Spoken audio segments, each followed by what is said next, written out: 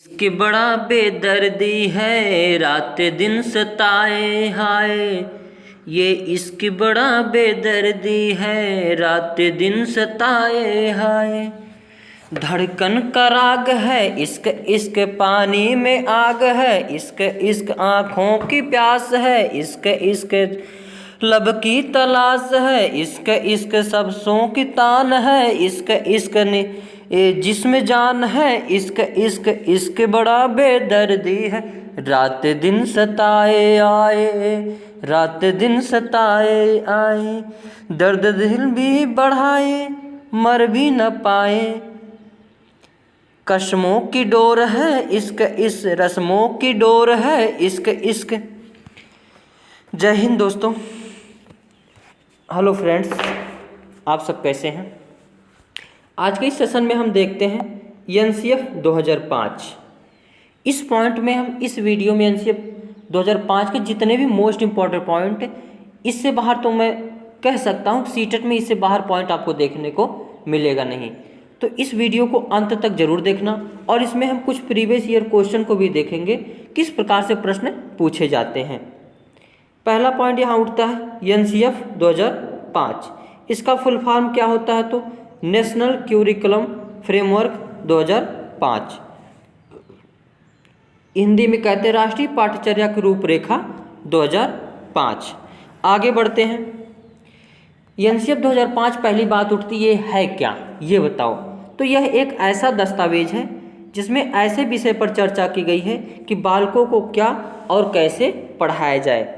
बालकों को कैसे पढ़ाया जाए, क्या पढ़ाया जाए, इसके बारे में इस एनसीएफ 2005 के में बताया गया है। एनसीएफ 2005 की उत्पत्ति कहाँ से हुई है?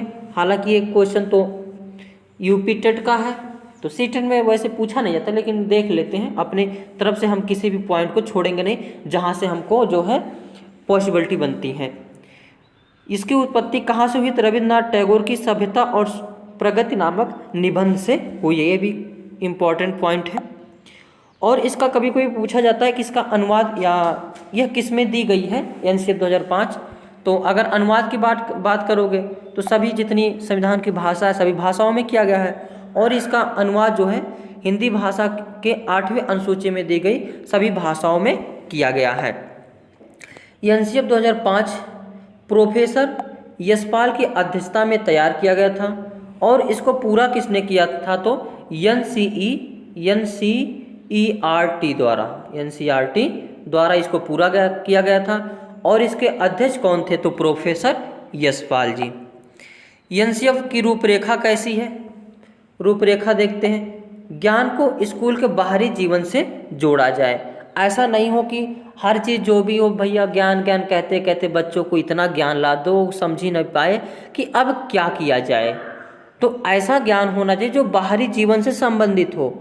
ऐसा नहीं ज्ञान होना चाहिए केवल स्कूल में ही पढ़े रहो और स्कूल का स्कूल में ही रहे। ऐसा नहीं होना चाहिए। हम लोग बचपन में कहानी हमारे दादा दादी दीदी ये सब सुनाते थे, आज उसका सेंस पता चलता और उसका यूज भी हमको दिखता है। तो बचपन में जो कहानी सुनाई जाती है उसका यूज अब दिखता, अभी पता नहीं कितने लोगों को दिखता होगा नहीं तो आभास करोगे सारी जो कहानी सुने थे बचपन में उसका यूज अभी दिखता है।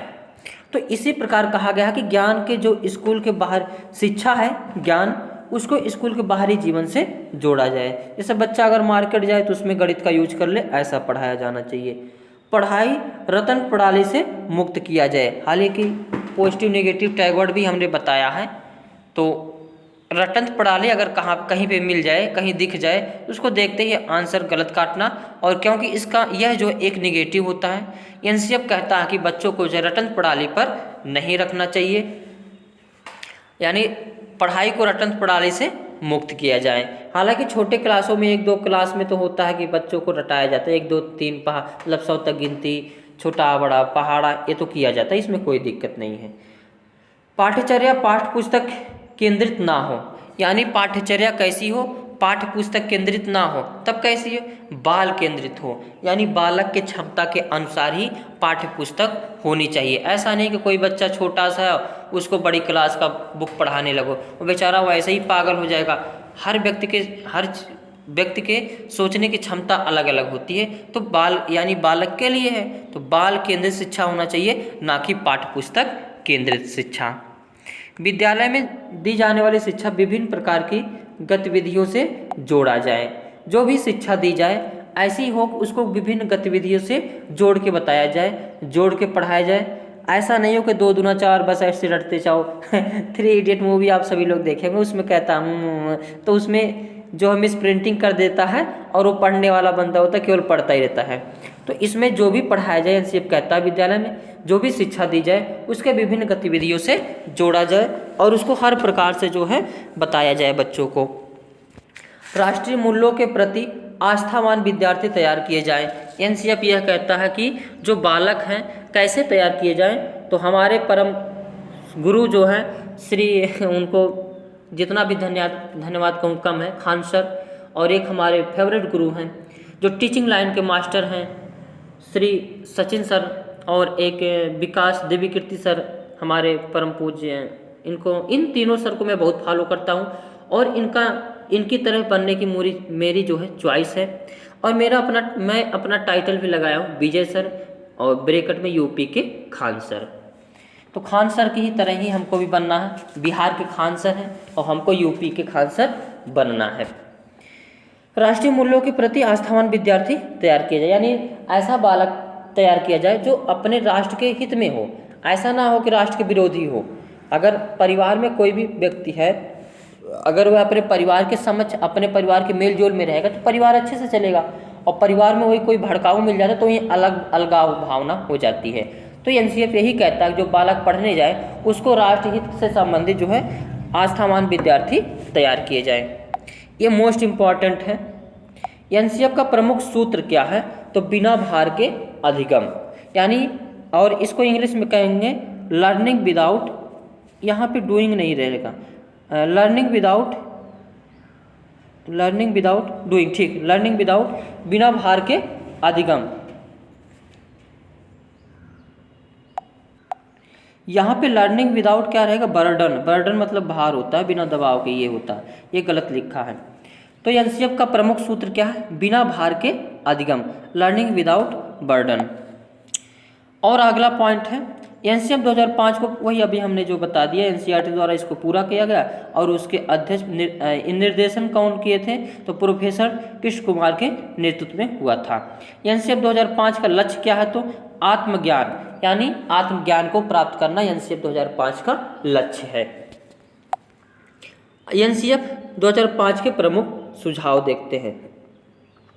बालक को सक्रिय मानना, हालांकि पहले मनोवैज्ञानिक जो होते थे बालक को निष्क्रिय मानते थे, गोरा कागज मानते थे, हालांकि अब आपको ऐसा मानना नहीं है। एनसीएफ पहले मानता था कि जो है बच्चे गोरा कागज होते हैं और वो स्कूल में आते टीचर को जो मर्जी होता है उस प्रकार से उस पर क्या करता है, लिखता है। जबकि अब जो है अगर नोम चोम्स्की महोदय का सुनोगे तो नोम चोम्स्की महोदय ने यहाँ तक कहा कि बच्चों के अंदर एक लैड डिवाइस पाई जाती है, लैंग्वेज एक्वाजिशन डिवाइस पाई जाती है, जिसके द्वारा बच्चे जो है अपनी मातृभाषा को लेकर ही स्कूल में आते हैं। तो आपको गोरा कागज नहीं मानना है, तो बालक को सक्रिय मानना है कि बालक सक्रिय होता है, हर काम कर सकता है, आप उसमें केवल सहायता करते हो बस। सीखना सक्रिय व सामाजिक गतिविधि है।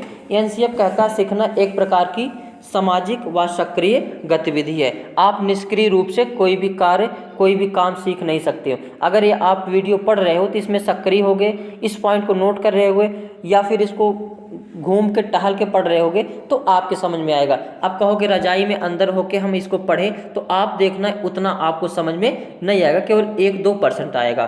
तो एनसीएफ भी कहता है सीखना क्या है, एक सक्रिय व सामाजिक गतिविधि है।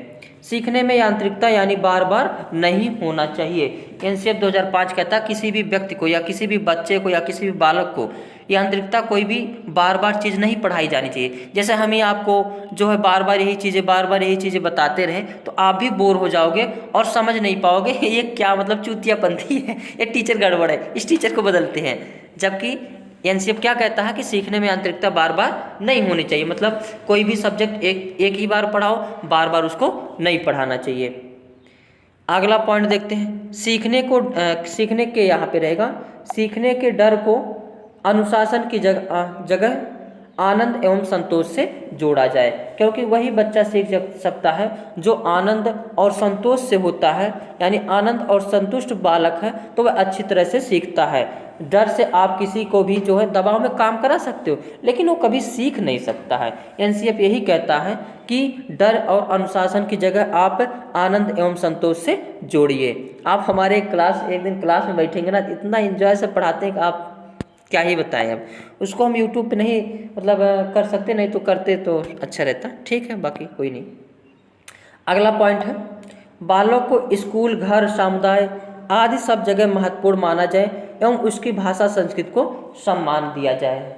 इसमें क्या है कि बालक को घर में, समुदाय में सभी जगह महत्वपूर्ण माना जाए और उसकी जो मातृभाषा होती है उसको सम्मान दिया जाए। ऐसा ना हो कि कोई बालक इंग्लिश मीडियम में चला गया और वह हिंदी मीडियम का बच्चा है तो आप टीचर हो उसको गाली दे दो, खड़ा कर दो, उसके जो है अभद्र व्यवहार करो। ऐसा नहीं करना है। एनसीएफ कहता है कि उसकी जो मातृभाषा है उसको जो है आपको बढ़ावा देना है, उससे आप पॉजिटिविटी ही क्लास में फैलेगी। जितने बालक होंगे सब आपस में इंटरेक्ट, यानी जो कोई भी चीज़ अध्ययन किया जाता है आपस में इंटरेक्ट करके सीखा जाता है। इसीलिए कहते हैं एनसीएफ 2005 की, जो बच्चों का स्कूल और घर, समुदाय सभी जगह महत्वपूर्ण माना जाए और उसकी मातृभाषा को क्या किया जाए, सम्मान दिया जाए। अगला पॉइंट है मोस्ट इम्पॉर्टेंट, प्राथमिक स्तर पर पाठ्यचर्या के सभी गतिविधियों में भाषा व गणित का महत्वपूर्ण स्थान माना गया है। क्योंकि देखो, अगर आप बचपन में मातृभाषा आपकी हिंदी है, आपको इंग्लिश में बैठा दिया जाए 2-3 साल तो तुम्हारा सर चक्कर काटेगा। ऐसे मैं इंटर पास किया हिंदी मीडियम से और बीएससी करने गया तो पूरा इंग्लिश टू इंग्लिश था। मैं तो 1 साल समझ ही नहीं पाया मैं क्या पढ़ रहा हूँ, और दूसरा साल तो उसको समझने में गया और तीसरा साल मेरा गया उसको पढ़ने में। मतलब मैंने 3 साल में केवल लास्ट में मन से पढ़ा था, बाकी मेरा तो समझो समझने और देखने में ही चला गया था। हालांकि मेहनत बहुत किया था तो सफलता भी मिली थी, कोई दिक्कत नहीं हुआ था। तो प्राथमिक स्तर पर पाठ्यचर्या की सभी गतिविधि कैसी होनी चाहिए, भाषा व गणित का महत्वपूर्ण स्थान इसमें माना गया है। यानी चिंतन से परिपूर्ण हो, तार्किक हो, अमूर्त वस्तुओं पर भी आधारित। अमूर्त से यहाँ पे मूर्त कर लेंगे, प्राथमिक स्तर पर जो है मूर्त रूप से पढ़ाना चाहिए। अगला पॉइंट है, बहुभाषिकता कक्षा शिक्षण की 3 भाषाओं यानी त्रिभाषा सूत्र की बात की गई है। इसमें जो है त्रिभाषा क्या हो जाएगा, एक मातृभाषा हो जाएगा, एक इंग्लिश हो जाएगा, एक और कोई भी भाषा हो जाएगी। तो प्रश्न पूछा जाता है त्रिभाषा सूत्र की वकालत कौन करता है, तो एनसीएफ 2005 कहता है।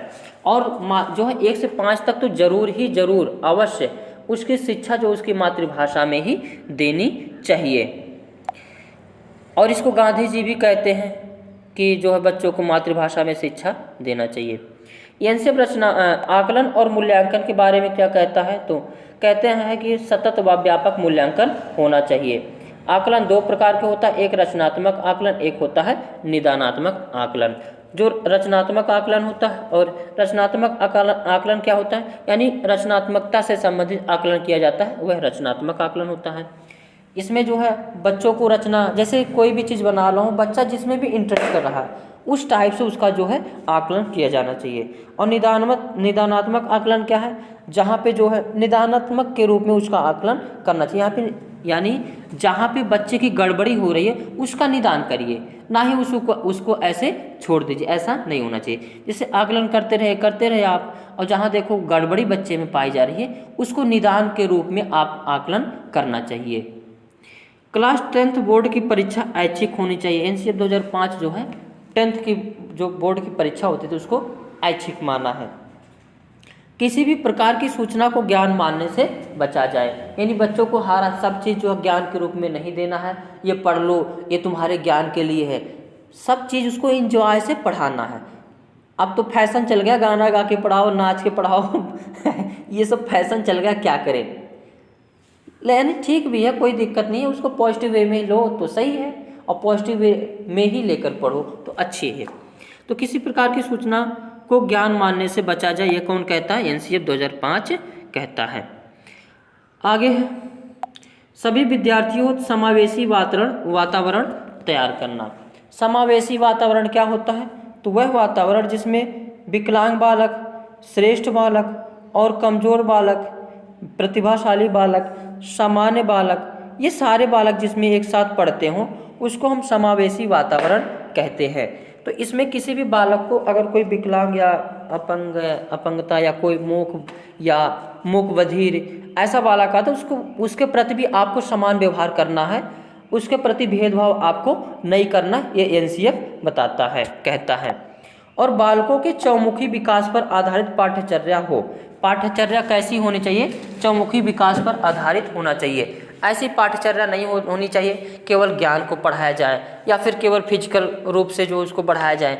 आपको फिजिकल रूप से, संवेग रूप से, सामाजिक रूप से, सभी रूप से, इमोशन रूप से, सभी रूप से बालकों को क्या करना है? पढ़ाना है, ताकि किसी एक चीज़ का विकास ना हो, सभी चीज़ का विकास हो। तभी बालक जो है परिपक्व हो सकता है, सामाजिक हो सकता है, अपने परिवार के प्रति जो है दयालु हो सकता है, प्रेम भाव रख सकता है। नहीं तो वह कठोर हो जाएगा। राष्ट्र के हित में बातें हो, राष्ट्रवादी होना चाहिए। तो बालक के कैसे विकास करना चाहिए? चौमुखी विकास पर आधारित पाठ्यचर्या होनी चाहिए। मानसिक स्तरीय एवं योग्यता के अनुसार पाठ्यक्रम का निर्धारण होना चाहिए। जो छोटा बालक होता है उसकी जो है पाठ्यक्रम कैसा होना चाहिए? तो बालक की योग्यता के अनुसार ही होना चाहिए। ऐसा नहीं वो छोटा बालक उसको उच्च श्रेणी का पाठ्यक्रम मिल जाए, ऐसा नहीं होना चाहिए। मोटी किताबें असफलता का प्रतीक है। एनसीएफ 2005 भी कहता है कि मोटी किताबें जो है असफलता का प्रतीक है, यानी मोटी किताबें जो है बच्चों को नहीं देना चाहिए। जो प्राइवेट स्कूलों में आजकल बहुत भारी भारी बैग ले जा रहे हैं। अब आप ही सोचो, छोटे बालक के ऊपर पीठ पे 5-6 किलो बचपन से ही लादते चले जाते हो, और ये डेली का रूटीन होता है। डेली आता है जाता है, उतना बैग लेके आता है जाता है। इस चीज़ को कम करना चाहिए, इस चीज़ को सबको ध्यान देना चाहिए। और एनसीएफ भी यह बातें कहता है, किसी व्यक्ति का तभी परिपक्व रूप से विकास होता है जब वह स्वतंत्र रूप से कार्य करता है। मैं भी इसके पहले 2 साल पहले बहुत डिस्टर्ब था और मैं सबके दबाव में ज़्यादातर काम करता था। हालांकि मेरी भी इच्छा थी लेकिन फिर भी दबाव महसूस करता था, तो मैं जैसे डिप्रेशन में चला गया था। लेकिन मैं साइकोलॉजिस्ट हूँ तो हर चीज़ों को जानता हूँ कैसे किससे उबरना है। तो मैं उबर गया और अपने इस लाइफ को समाज सेवा के रूप में या समाज की सेवा करने के लिए समर्पित कर दिया, और मैं अब इतना खुश हूँ, अच्छा खुश हूँ, कोई दिक्कत हमको नहीं है। आप लोग का हर प्रकार से मैं सेवा करूँगा। हालांकि मैं एक टीचर हूँ तो टीचर के रूप में ही सेवा कर सकता हूँ। वो आगे देखते हैं। बालक सक्रिय है, वह स्वयं से जाने और सीखे और नई नई चीज़ों को आजमाए। इसमें यह एनसीएफ कहता है कि जो बालक होता है खुद ही वह क्या होता है? सक्रिय होता है। जैसे घर पे भी आप हो, छोटा बालक होता है, मार्केट जाओगे या मेला जाओगे तो गाड़ी वगैरह बहुत सारी खरीद के लाता है और उसको एक दिन में तोड़ फोड़ डालता है। उसको तोड़ने फोड़ने दो, ये अच्छी चीज़ है। बालक को ऐसा करने दीजिए, वो जितना चीज़ तोड़ेगा फोड़ेगा उसको जोड़ेगा, उसका मस्तिष्क उतना ही विकसित होगा। यहाँ तक कि ये समझो कि छोटा सा बच्चा जो 3-4 साल का होता है उसका मस्तिष्क का जितना विकास होना चाहिए उतना विकास हो जाता है। उसके बाद बहुत अचंभित बात लगता होगा, पर ये कड़वा मतलब ये सत्य है कि बालक का विकास होता है शुरू के 3 से 5 साल के अंदर 85% मस्तिष्क का विकास हो जाता है, जो इतना ही होना चाहिए। इससे आगे होगा तो जो है गलत डायरेक्शन हो जाएगा, मतलब ये उससे ऊपर होता भी नहीं है। कोई भी चीज़ पूर्ण नहीं होना चाहिए मतलब अपने शरीर में। तो जितना विकास होना चाहिए 3 से 5 साल तक उसके मस्तिष्क का विकास हो जाता है।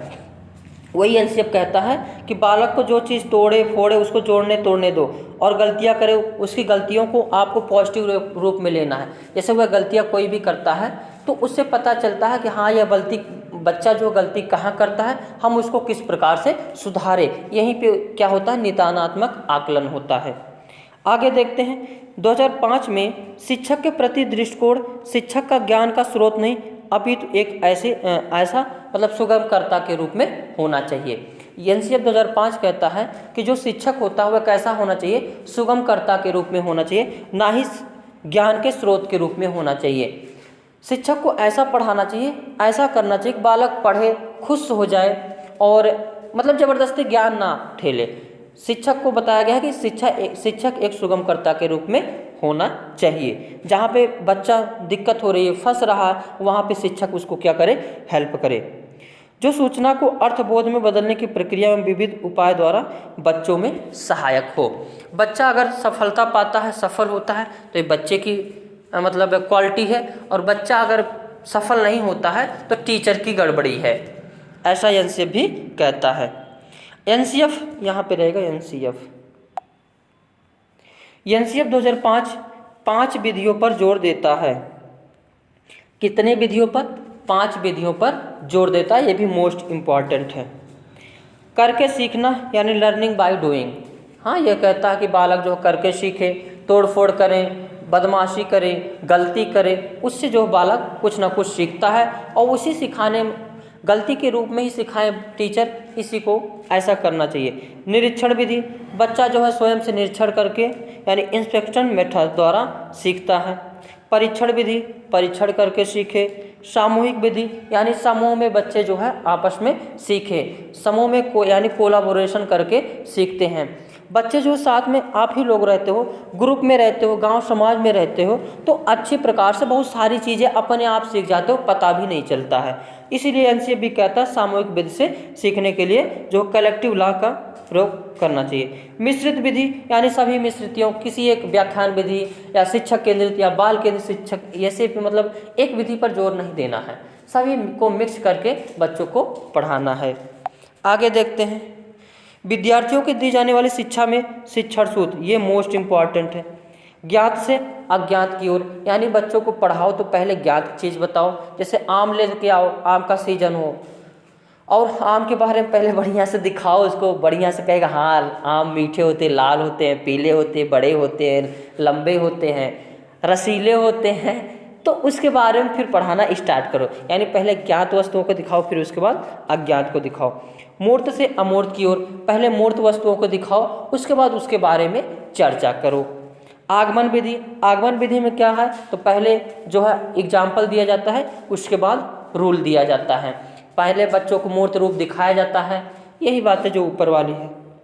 निगमन विधि, ये मैथ में प्रयोग होती है ज़्यादातर, और छोटे बच्चों में नेगेटिव विधि है, यहाँ पे जो है नहीं लिया जाता है।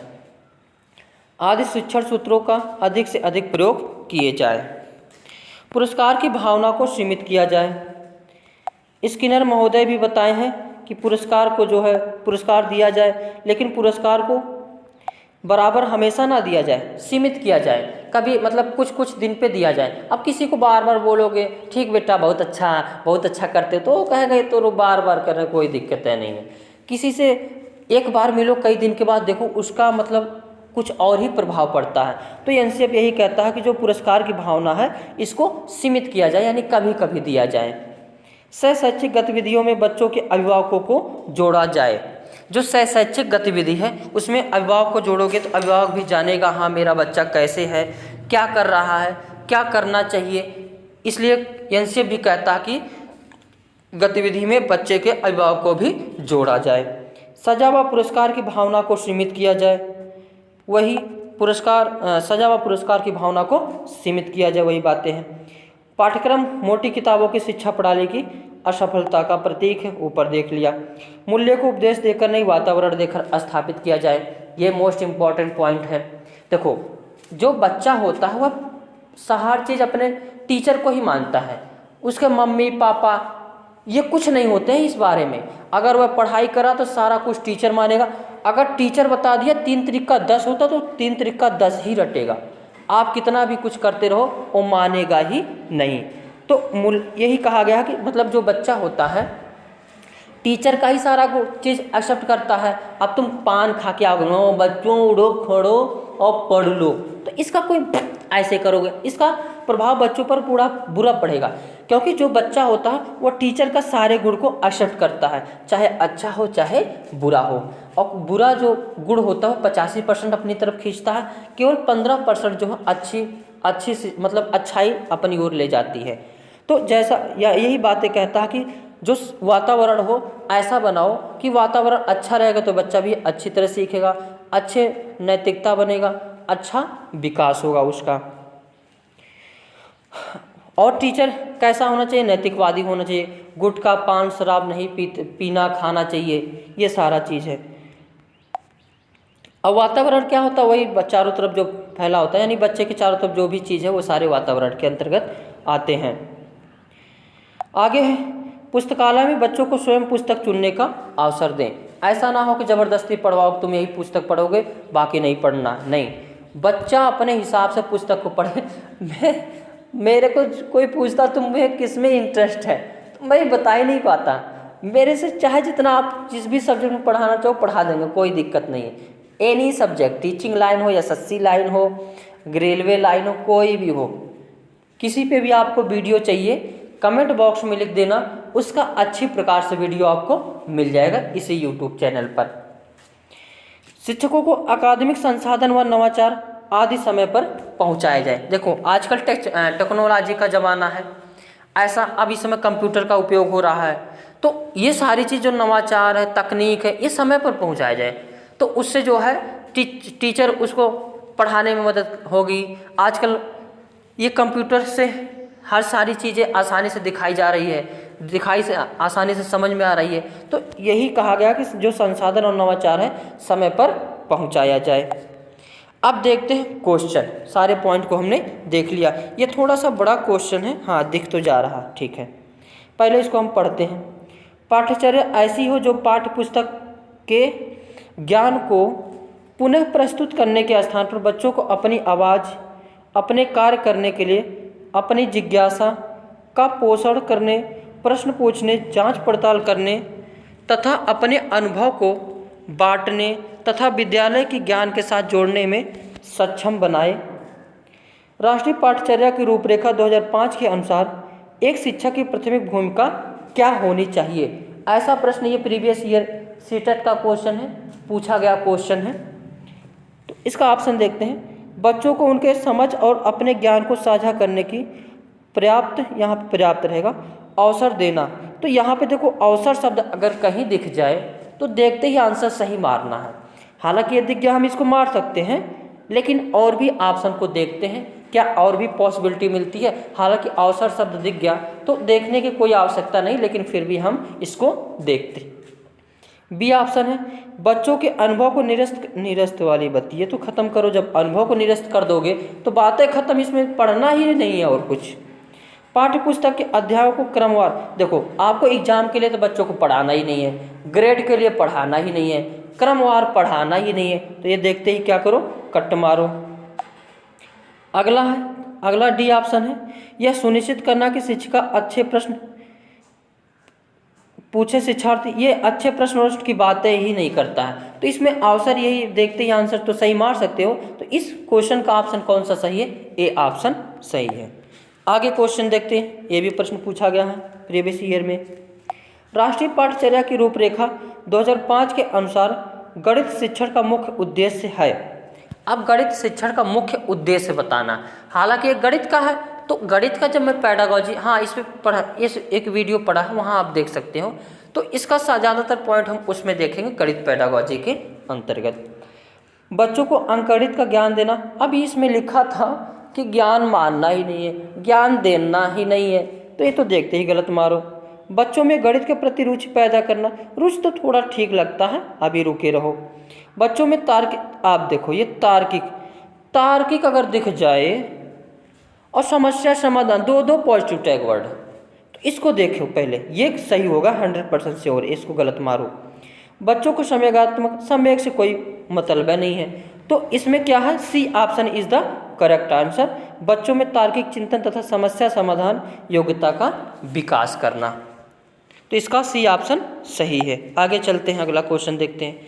एनसीएफ 2005 की संतुष्टियों के अनुसार कक्षा 1 एवं कक्षा 2 के विद्यार्थियों के लिए मूल्यांकन का तरीका होना चाहिए। एनसीएफ मूल्यांकन की क्या बात करता है, रचनात्मक होना चाहिए और सतत मूल्यांकन की बात करता है। चलो देखते हैं लिखित। अब 1-2 का बच्चा है, वह क्या लिखेगा, कुछ नहीं लिखेगा। मौखिक क्या उत्तर देगा, गलत है, ये भी गलत, ये भी गलत। लिखित एवं मौखिक, जब लिखित और मौखिक देगा नहीं तो दोनों कहाँ से देगा। प्रेक्षण के आधार पर, यानी मूल्यांकन इसका कैसा किया जाना चाहिए, प्रेक्षण के आधार पर किया जाना चाहिए कि रचनात्मकता है कि नहीं, इसमें क्यूरियोसिटी पाई जाती है कि नहीं। ये ऑप्शन डी ऑप्शन इसका जो है सही होगा। अगला क्वेश्चन, बस सारे क्वेश्चन यहाँ हमने देख लिए। तो आज के सेशन में हमने एनसीएफ को अच्छी तरह से देखा और उससे प्रीवियस ईयर में पूछे गए प्रश्नों को भी देखा। ऐसे सेशन पाने के लिए हमारे इस यूट्यूब चैनल को आप सब्सक्राइब कर सकते हैं। Thank you for watching. और भी वीडियो किसी भी एग्जाम का वीडियो और किसी भी टॉपिक पर चाहिए, आप कमेंट बॉक्स में लिख सकते हैं। आप जो है वैसे ही अपना विजय नाम मेरा है, विजय का नाम खान सर नहीं पढ़ने वाला है या पढ़ा है, तो उसमें कुछ क्वालिटी तो खास होगी तभी खान सर नाम दिया गया है। तो आप किसी भी टॉपिक पर आपको वीडियो चाहिए वो भेज सकते हैं और अच्छी प्रकार से आपको ऑथेंटिक वीडियो इसी यूट्यूब चैनल पर आपको मिल जाएगी। तो थैंक यू फॉर वॉचिंग।